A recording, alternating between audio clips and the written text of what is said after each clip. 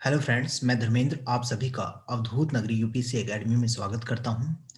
अवधूत नगरी एक ऐसी एकेडमी है जो कि ऑनलाइन लर्नर के लिए बेस्ट ऑनलाइन प्लेटफॉर्म है।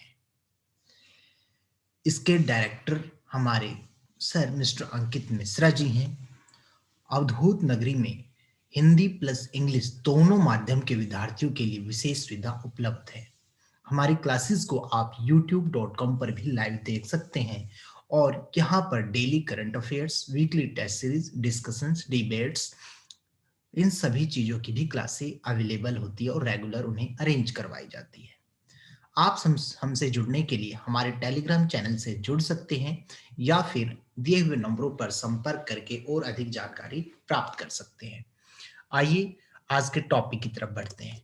हमारा जो टॉपिक है पॉलिटी का चैप्टर नंबर 10 चल रहा है।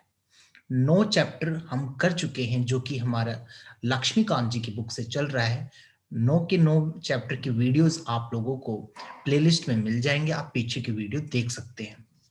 10वां चैप्टर जो कि 10th है हमारा, संविधान का संशोधन, अमेंडमेंट ऑफ द कॉन्स्टिट्यूशन।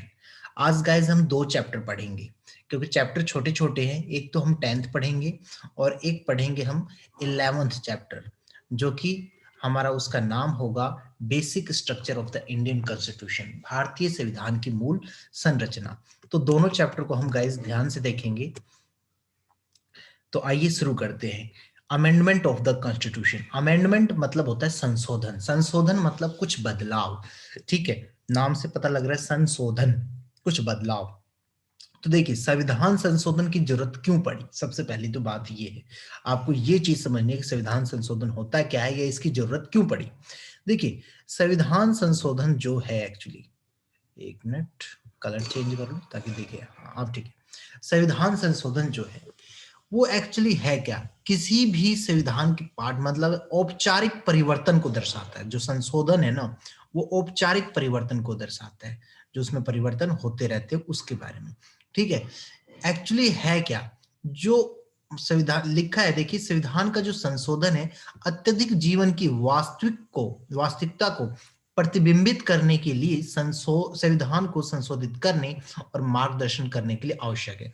इसका मीन्स गाइस ये हुआ कि मतलब संविधान को मतलब जीवन की वास्तविकता को दिखाने के लिए, जीवन की वास्तविकता को दिखाने के लिए रियलिटी में, ठीक है, उसके मार्गदर्शन के लिए संविधान को संशोधित करना समय समय पर जरूरत पड़ती है। ठीक है, और कई प्रकार से संशोधन किया जाता है। ठीक है, कई बार साधारण बहुमत से, विशेष बहुमत से, कई बार बहाली कम से कम आधे राज्यों द्वारा। और जो ये संशोधन होता है वो आर्टिकल 368 के तहत होता है। इस चीज को आप लोग याद रखेंगे। जो ये संशोधन होता है हमारा आर्टिकल 368 के तहत होता है। ठीक है, आगे देखिए, जो मैंने बताया संशोधन जो होता है वो औपचारिक परिवर्तन को दर्शाता है। ठीक है, औपचारिक परिवर्तन को दर्शाता है और किसके लिए? हमारे मार्गदर्शन के लिए, जीवन की वास्तविकता के लिए। गाइस वही सारी चीजें लिख दी है दोबारा। ठीक है, कोई नहीं, वही सारी चीजें मैं आपको दोबारा रिपीट कर देता हूँ कि हमारे जीवन की मार्गदर्शिता को प्रतिबिंबित करने के लिए, दिखाने के लिए, मार्गदर्शन करने के लिए संविधान के संशोधन की जरूरत पड़ती है। जो कि संविधान का संशोधन जो होता है आर्टिकल 368 के तहत किया जाता है और कई प्रकार से किया जाता है, बहुमत से, विशेष बहुमत से और बहाली कम आधे राज्यों के। ठीक है, इस प्रकार से ये चीजें हमने देख ली कि संविधान संशोधन क्या है या फिर इसकी जरूरत क्यों पड़ती है। तो इसके बारे में और देखते हैं कि इसकी जरूरत, जैसे कि मैंने बताया, मान लीजिए एक तो हो गया कि हमारे मार्गदर्शन के लिए, जीवन में क्या चल रहा है क्या नहीं उसको प्रतिबिंबित करने के लिए, दिखाने के लिए। ठीक है, यदि संशोधन का कोई प्रावधान नहीं दिया गया है, मान लीजिए कोई प्रावधान संशोधन के लिए नहीं दिया गया, तो लोग और जो नेता है ना, जो संवैधानिक अर्थों का पालन करते, जैसे क्रांति, हिंसा, इसी तरह संविधान में घुल जाते हैं। मतलब कहने का मतलब है, अगर मान लीजिए कोई प्रावधान नहीं दिया गया तो ये सारे क्या होंगे? संविधान में घुल मिल के रह जाएंगे, उन्हें कोई मतलब नहीं क्या करना है क्या नहीं। और नंबर 2, संविधान के संशोधन से जो प्रावधान होते हैं और प्रावधान इस दृष्टिकोण के साथ बनाया गया है कि भविष्य में संविधान को लागू करने में कठिनाई ना आए। अगर संशोधन नहीं हुआ, मान लो कोई चीज पेचीदा है, तो संशोधन में मतलब संविधान में लागू नहीं होगा। जब कोई चीज पेचीदा है, मुश्किल है वो चीज, तो आप सोचिए मुश्किल है तो कैसे लागू होगा। तो उस मुश्किलपन को हटाने के लिए, उससे हटाने के लिए उसमें संशोधन की जरूरत पड़ती है, सुधार की जरूरत पड़ती है, चेंज बदलाव की जरूरत पड़ती है। ठीक है। और कई बार कुछ कमियां होती हैं, उन कमियों को ठीक करने के लिए भी इसमें संशोधन की आवश्यकता पड़ती है। और जो आदर्श है, प्राथमिकता है और लोगों की दृष्टि है, आपको पता है पीढ़ी दर पीढ़ी बदलती जाती है। तो पीढ़ी दर पीढ़ी जब ये सारी चीजें बदल रही है, तो आने वाली जनरेशन बदलाव चाहिए, और बदलाव के लिए क्या चाहिए आपको? संशोधन। तो ठीक है गाइज, हमने यहाँ पर देखा कि संशोधन की आवश्यकता जो है वो क्यों पड़ती है, किस वजह से संशोधन करने की जरूरत पड़ती है। अब मैंने बताया संशोधन कई प्रकार से होते हैं। संशोधन करने के लिए कुछ प्रक्रिया होती है। ठीक है। तो जो प्रक्रिया होती है, एक तो साधारण बहुमत द्वारा, विशेष बहुमत द्वारा, और एक आधे राज्यों के समर्थन द्वारा। और किसके कौन से आर्टिकल के तहत? 368 के तहत, 368 के तहत ये हमारा संशोधन होता है। ठीक है। अब देखिए इसमें क्या है, लिखा क्या है कि अनुच्छेद 368 के तहत संवैधानिक संशोधन भारतीय संविधान की एक मूल संशोधन प्रक्रिया है। ठीक है, ये तो हमने देख ही लिया है कि आर्टिकल 368 के तहत इसमें अमेंडमेंट होता है। ठीक है, जिसकी प्रक्रिया निम्न रूप से वर्णित की जा सकती है। कैसे? एक तो यह संसद के किसी भी सदन में रखा जा सकता है। ठीक है, संशोधन के लिए किसी भी सदन में रखा जा सकता है, और विधायिका में इसे पेश नहीं किया जा सकता। याद रखना, राज्य विधायिका में इसे पेश नहीं किया जा सकता है। जो बिल होगा या तो एक मंत्री द्वारा या एक निजी सदस्य के द्वारा इसे पेश किया जाएगा। ठीक है, पेश किया जाता है। ओके। और किसी भी सदन में विधेयक को पेश करने के लिए इसमें राष्ट्रपति की अनुमति की आवश्यकता नहीं होती। गाइस, सिंपल सिंपल लैंग्वेज में मैंने आप लोगों के लिए यहाँ पर लिखा है, जो इजीली आप पढ़ के भी समझ सकते हो। और एक चीज और है, बिल जो है दोनों सदनों में, अलग अलग सदनों में, दोनों सदन, ठीक है, उसमें पास होना जरूरी है, चाहे लोकसभा हो या फिर राज्यसभा हो। और आगे कह रहे हैं यह विशेष बहुमत वर्तमान सदस्य मतदान के 2/3 और कुल जनसंख्या का कम से कम 50% इसके द्वारा, मतलब अगर मान लो टोटल जनसंख्या तो कम से कम 50% द्वारा पारित होना चाहिए। और मान लीजिए विशेष बहुमत की बात करें तो 2/3 तो होना ही होना चाहिए। ठीक है। और एक चीज और बताया गया कि राज्य के कम से कम आधे से जो अनुसमर्थन मिले वो भारतीय संविधान की किसी भी संघीय सुविधा में संशोधन के मामले में जरूरी होती है। ठीक है, ये कोई खास नहीं है।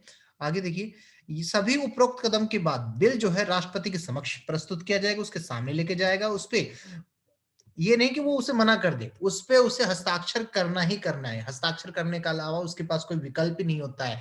ये नहीं कि भाई उसे मना कर देगा, भाई मैं साइन नहीं करूंगा, ऐसा नहीं कर सकता है। जाएगा, प्रस्तुत होगा उसके पास रिपोर्ट, उसके पास बिल जाएगा, तो बिल को वो साइन करेगा ही करेगा, उसका समर्थन देना ही पड़ेगा उसे। ठीक है। क्यों?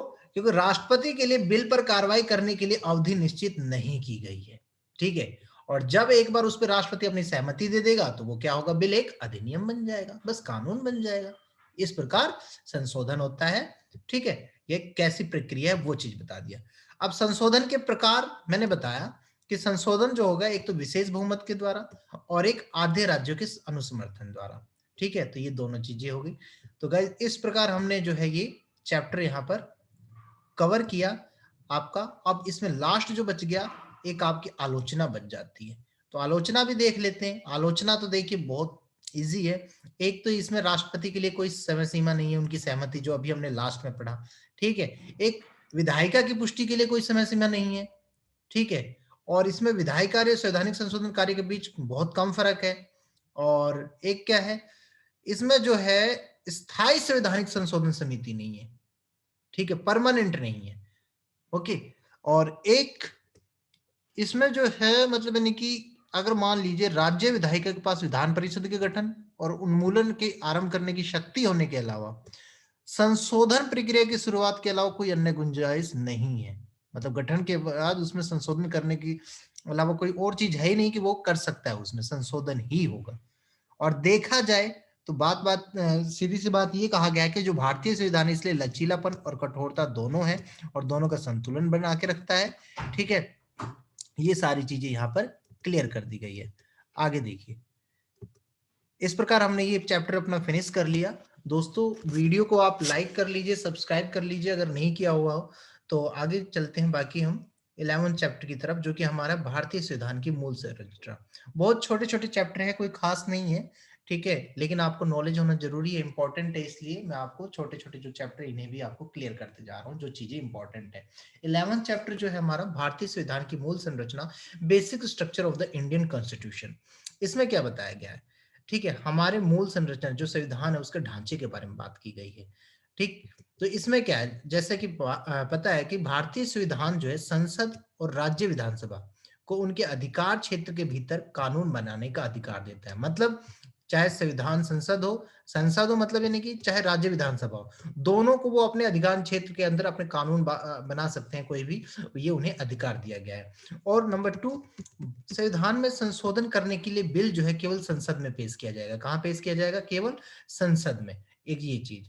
और फिर संविधान के आदर्शों को, दर्शन को संरक्षित करने के लिए सर्वोच्च न्यायालय ने क्या किया है, जो मूल संरचना है, जो इसका ढांचा है, उसके सिद्धांत को निर्धारित किया है, ठीक है? और उस सिद्धांत को निर्धारित किया और उसी के अनुसार संसद सिद्धांत की मूल संरचनाओं को नष्ट या परिवर्तित नहीं किया जा सकता। मतलब मूल संविधान के जो ढांचा है, उसे कभी भी बदला नहीं जा सकता, कहने का मतलब ये है।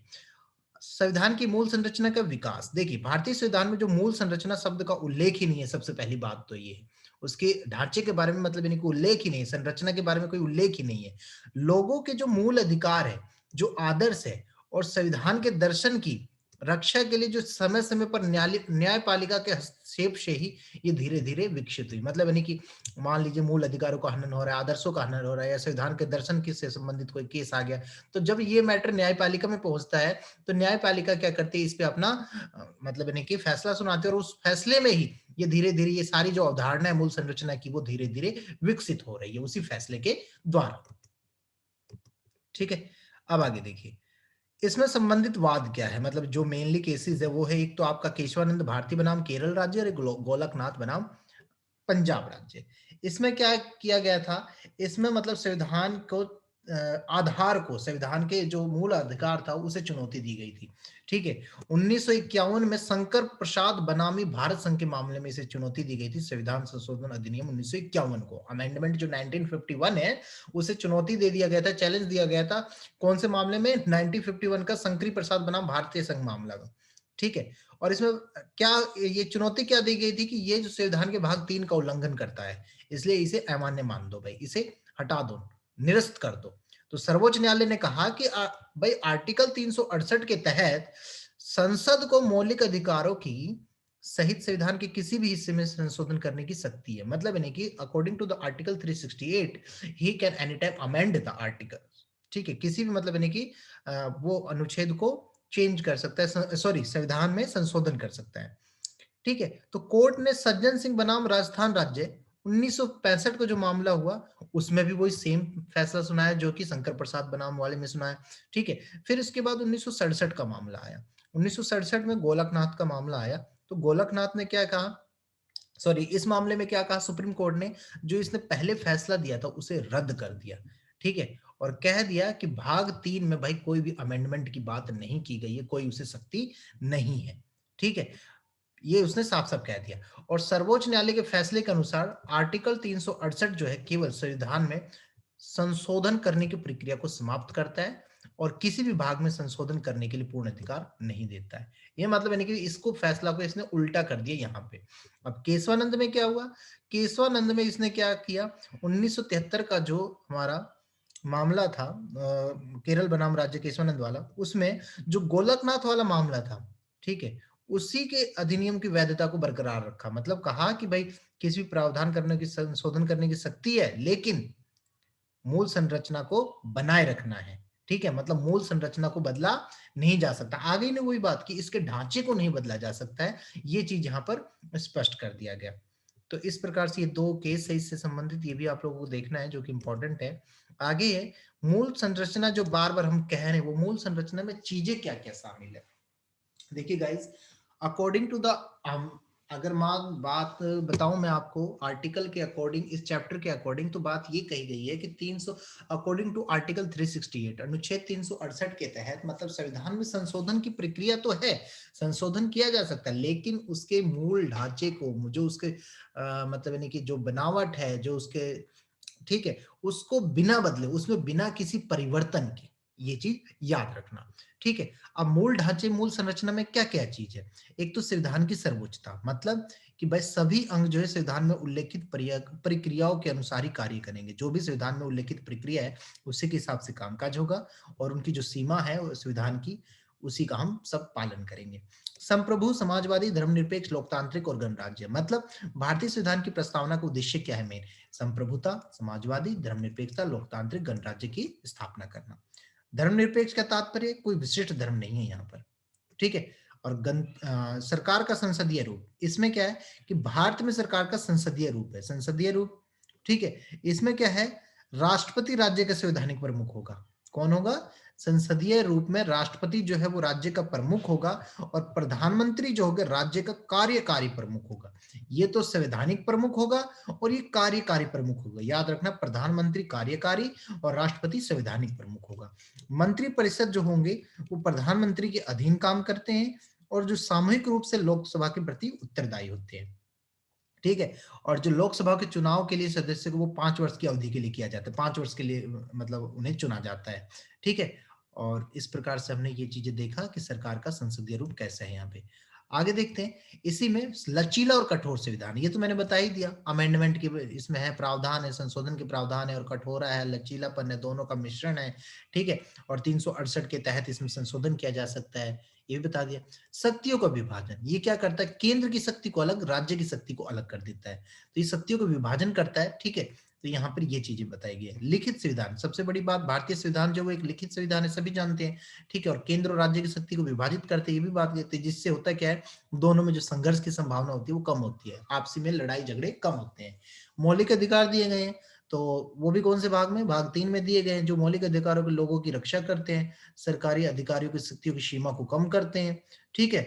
तो इस टाइप से ये सारी चीजें, मौलिक कर्तव्य दिए गए हैं, मौलिक कर्तव्य हमें जागरूक बनाते हैं, आचार संहिता को पालन करने की आवश्यकता होती है इसके लिए, ठीक है। मेन मौलिक कर्तव्य का काम है नागरिकों को जागरूक करना, ठीक है, नागरिकों को जागरूक करना। स्वतंत्र न्यायपालिका है, ठीक है। आपको पता है स्वतंत्र और निष्पक्ष न्यायपालिका को आवश्यकता होती है न्याय के लिए, तो ये सारी चीजें यहाँ पर बताई गई है। तो इस हिसाब से गाइज हमने दोनों चीज कवर किया, एक तो इसका ढांचा, और एक इसमें अमेंडमेंट वाले वे कि संशोधन कैसे होता है, ठीक है, किस हिसाब से किया जाएगा, दोनों चैप्टर हमने कवर कर लिया। आप सभी को अगर ये वीडियो अच्छी लगी हो तो कृपया करके इस चैनल को लाइक करें, सॉरी सब्सक्राइब करें, और साथ साथ बेल बटन पर भी क्लिक करें, ताकि आपको नई और लेटेस्ट वीडियो समय पर मिलती रहे। और इस वीडियो को लाइक करें, कमेंट करें और दोस्तों के साथ शेयर करें। और इसके पीडीएफ को ज्वाइन करने के लिए, पीडीएफ को डाउनलोड करने के लिए आप हमारे टेलीग्राम चैनल से जुड़ सकते हैं, और वहां से आप इसके पीडीएफ को डाउनलोड कर सकते हैं। इसी के साथ मैं अपने शब्दों को विराम देता हूँ। Thank you, thanks for watching and have a nice day.